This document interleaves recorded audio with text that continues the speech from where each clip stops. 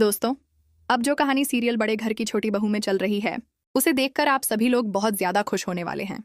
क्योंकि अब पुलिस वालों की तहकीकात के बाद यह चीज साफ साफ पता चल चुकी है कि इस पूरे मामले के पीछे अहाना का कोई हाथ नहीं है। अहाना को फंसाने के लिए बड़ी बुआ ने यह सब कुछ जानबूझकर किया है, लेकिन यहाँ पर अर्जुन का बड़ा भाई इस बात को मानने के लिए तैयार नहीं है। इस वजह से अब कहानी एक नया मोड़ लेने वाली है और अब अहाना खुद अदालत में खड़ी होकर अपने बेगुनाह होने का सबूत देने वाली है। और इस बार वह चुप रहने वाली नहीं है। जैसा कि आपने देखा, दुर्गा देवी अब मन ही मन अहाना को पसंद करने लगी हैं। लेकिन अहाना के घर में ना होने से उन्हें घर सुनसान लगता है।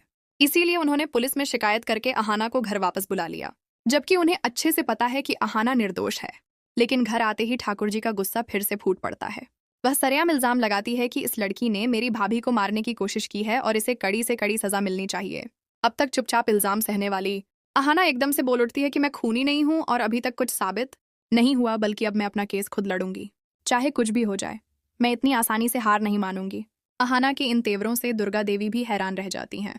उधर ठाकुर जी घबरा जाती है कि अगर अहाना सच में बरी हो गई तो दुर्गा देवी उसे कभी घर में रहने नहीं देंगी।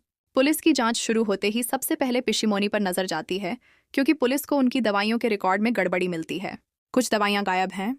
अब अहाना को भी यकीन हो जाता है कि इस खेल के पीछे पिशीमोनी का ही हाथ है और अब वह ठान लेती है कि अदालत में सारे सबूतों के साथ पिशीमोनी का सच सामने लाएगी और खुद को बेगुनाह साबित करेगी। अब देखना यह होगा कि कोर्ट में जीतने के बाद क्या दुर्गा देवी सिर्फ मन से नहीं बल्कि दिल